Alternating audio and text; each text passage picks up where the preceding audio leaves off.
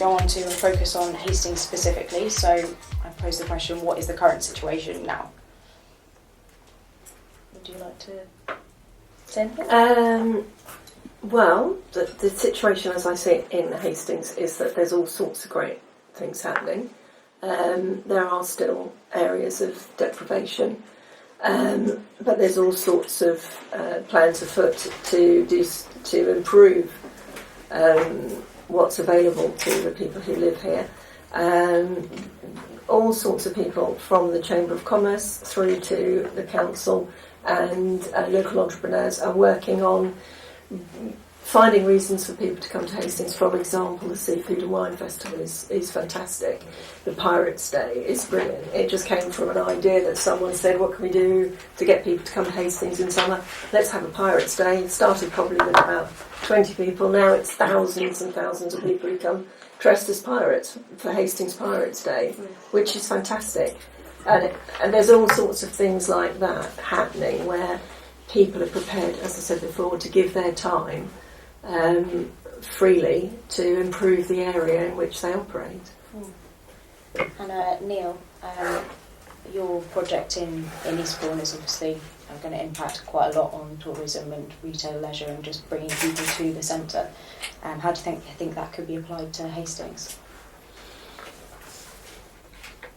Obviously what we're seeking to do, or the opportunity we see in Eastbourne, is there is a big gap in terms of what a town of Eastbourne should be providing as a retail and leisure offer, which is what we are, based on our research, which is what the gaps that we're trying to plug and the offer that we are trying to create. And obviously something similar needs to happen in Hastings in terms of looking at the existing town, the retail, the leisure offer, and the catchment. What gaps are in there at the moment in terms of what Hastings doesn't offer, why people don't come into Hastings to shop, to eat, to spend leisure time, etc. And really drilling down and understanding that, and then looking at working with investors to try and stimulate investment and bring capital into the town and try and plug some of those gaps and give people the wide range of offer that a town like Hastings should be providing. In terms of Hastings specifically as well, from a business point of view, we've seen a real positive reaction to a number of infrastructure changes that have happened and that are happening. Just before Christmas, the new Link Road opened up, connecting Hastings with Bexhill and providing not only shorter journey times but also reducing congestion in and around the town and on the coastal road. And ultimately that's going to connect up to the A21 to greatly improve travel times into London. And the other very exciting development that Hastings in particular and Bexhill is looking forward to is the extension of the High Speed 1 rail service, so that direct trains will be able to run from Hastings via Ashford into St Pancras, reducing journey times to around an hour. And if that happens, that will have another really major impact on the town. I think one of the greatest opportunities Hastings has is that they have, firstly, a very entrepreneurial economic development team in the council.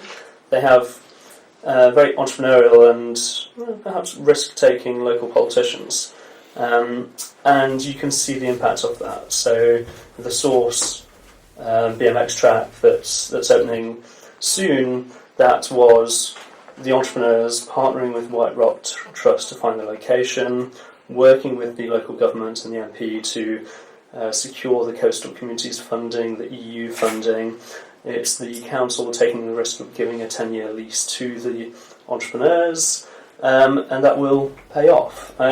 So overall local government very strong, and I think that's not the case for every seaside town across the southeast. You know, there are examples of entrepreneurs in other areas with a planning application waiting to build a very nice new restaurant that's on hold for 3 years or more before they walk off and give up and go to the next opportunity. You need to tell us where that is so we can do something about it. I actually forget. So the fantastic entrepreneur we profiled in Littlehampton, Jane Wood, who set up the East Beach Cafe, which was designed by Tom Sedgwick before he was kind of Olympics famous. Beautiful pebble style cafe. Then got some of the famous architects to set up the West Beach Cafe in Clapton. And so there is a high-profile architect who wanted to move along the coast and simply gave up after a few years of delays, which is slightly challenging. The other, I think, benefit for Hastings is that it has a government minister as MP, and I think the power of the cabinet ministers in terms of championing their town to the highest level of government is pretty encouraging. Yeah, definitely. I think from the perspective of the local people, having that level of support, as you say, at both government level and the local council is crucial. So the council has continually worked to improve buildings, particularly on the seafront. And I know you were talking, somebody was saying when they came in, what a lovely seafront to drive along, because actually that's taken years and years of persistent working by the council to insist on landlords improving buildings and taking action if they're not doing that, and we're beginning to see the impact of that. And likewise, you talked about the minister, how she is very much prepared to support local causes, and is quite strong in linking with schools and indicating to children and young people about how they can change and make a difference. And I think that support is absolutely crucial. I mean, one of the things that we've seen in a couple of places, particularly in Brighton with the entrepreneurial hub, is that I think what we're talking about here is the ecosystem.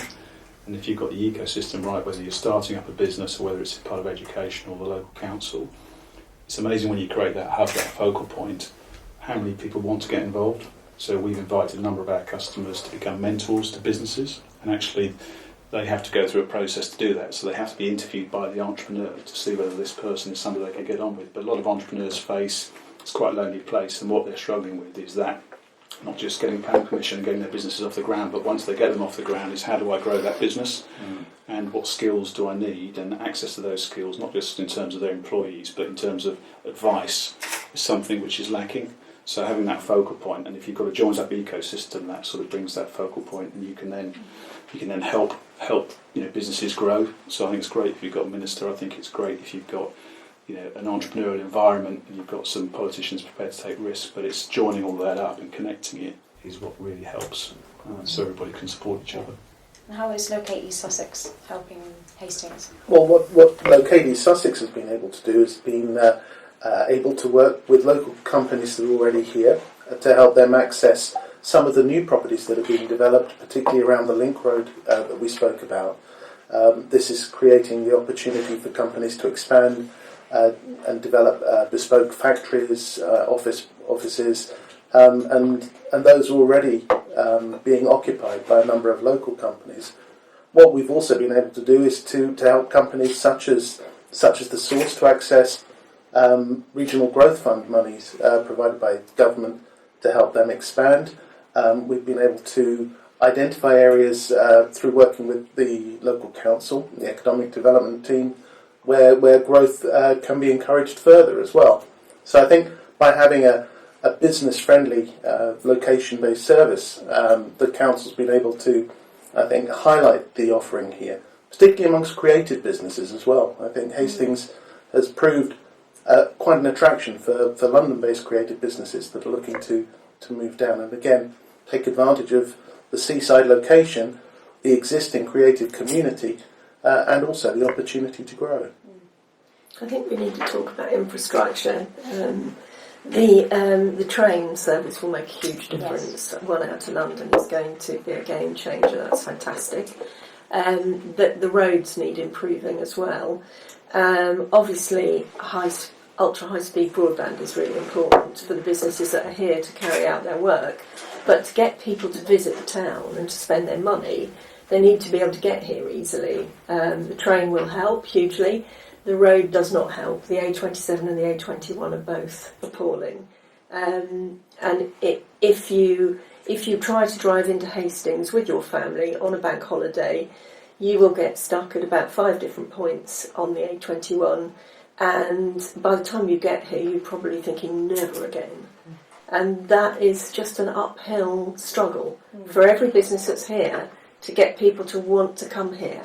The other thing you need to take into account is the number of beds in tourism beds in Hastings is actually quite low because buildings were allowed to go to turn away from hotels to become flats, and then Social Security moved in and benefits claimants, and it dragged the whole area down. And the difficulty with that is that if you thought of going to Hastings to stay overnight for a couple of nights, it's actually quite hard to find a bed right in the area. I know if you've ever tried to go to the Seafood and Wine Festival, which is incredibly successful, you need to book your B&B or your hotel the year before. Yes. You can't just turn up on the day and stay somewhere. It's just not possible.